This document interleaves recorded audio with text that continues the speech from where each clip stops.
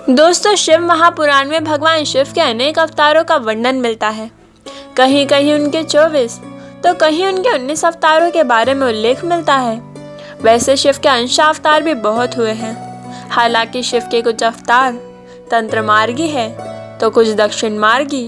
तो आइए जानते हैं शिव के अवतार वीरभद्र के बारे में। वीरभद्र उत्पत्ति कथा। शिव जी के ससुर दक्ष प्रजापति ने एक विशाल यज्ञ का आयोजन किया जिसमें सभी ऋषि, मुनि, देवी और देवताओं को बुलाया गया। इस यज्ञ में दक्ष ने शिव और सती को नहीं बुलाया था। माता सती ने अपने पति महादेव की इच्छा के विरुद्ध अपने पिता दक्ष प्रजापति के द्वारा आयोजित इस यज्ञ में चले गई थी। महाशिव के अपमान के चलते उन्होंने यज्ञ में कूदकर खुद को जला लिया।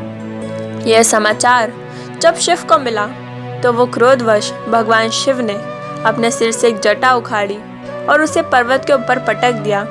उस जटा के पूर्व भाग से महाभयंकर वीरभद्र प्रकट हुए।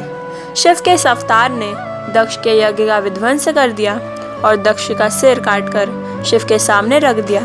बाद में भगवान शिव ने राजा दक्ष के सिर के बकरे का सिर लगा दिया और उन्हें जिंदा कर दिया।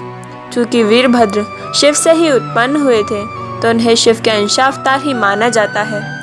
दूसरा, शिव के गण। बाद में शिव ने वीरभद्र को अपने गणों में शामिल कर लिया था।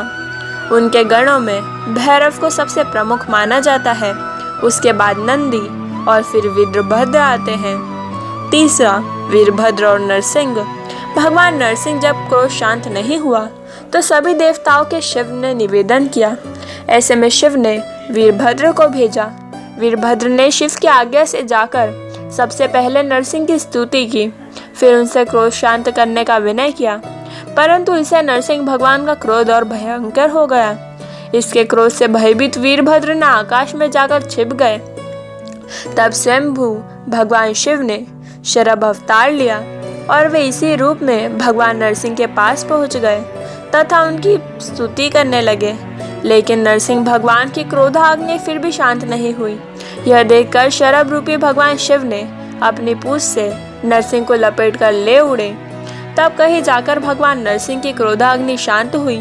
तब नरसिंह भगवान ने शरभ अवतार से क्षमा याचना कर अति विनम्र भाव से उनकी स्तुति की। चौथा, प्रथम रुद्रावतार।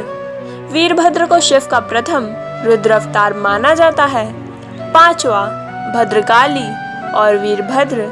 कहते हैं कि जब वीरभद्र ने दक्ष का यज्ञ ध्वंस कर दिया तब प्रजापति दक्ष ने विष्णु को युद्ध के लिए बुलाया। विष्णु ने युद्ध करने का वचन दिया। वीरभद्र भगवान विष्णु से युद्ध करने वक्त तनिक भी विचलित नहीं हुए, किंतु अंत में भगवान विष्णु ने उन्हें एक पाश में बांध दिया। तब भगवान शिव ने अपनी जटाओं से भद्रकाली को अवतरित कर वीरभद्र की सहायता के लिए भेजा और उन्हें बचाया गया। भगवान विष्णु के अपने वचन की पूर्ति होने पर वह युद्ध मैदान में चले गए। उसके बाद वीरभद्र ने प्रजापति दक्ष का सिर धड़ से अलग कर दिया और सिर को उसी अग्नि में जला दिया जिसमें माता सती ने आत्मदाह करने का प्रण लिया था।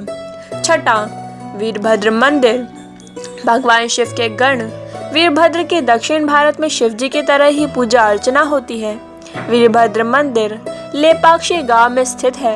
यह मंदिर दक्षिण भारत में काफी विख्यात है और यहाँ सारे देश में दर्शनार्थी दर्शन करने आते हैं।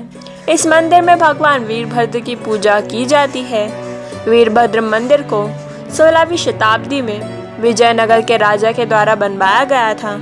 सातवां, जाटों के पितृ पुरुष वीरभद्र।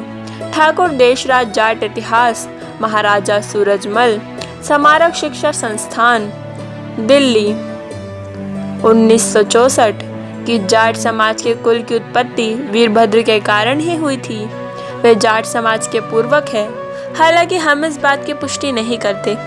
दोस्तों, आपको ये वीडियो कैसी लगी हमें कमेंट बॉक्स में ज़रूर बताइएगा और क्यों गरीब है तिरुपति बालाजी ये वीडियो देखना भी ना भूलिएगा। धन्यवाद।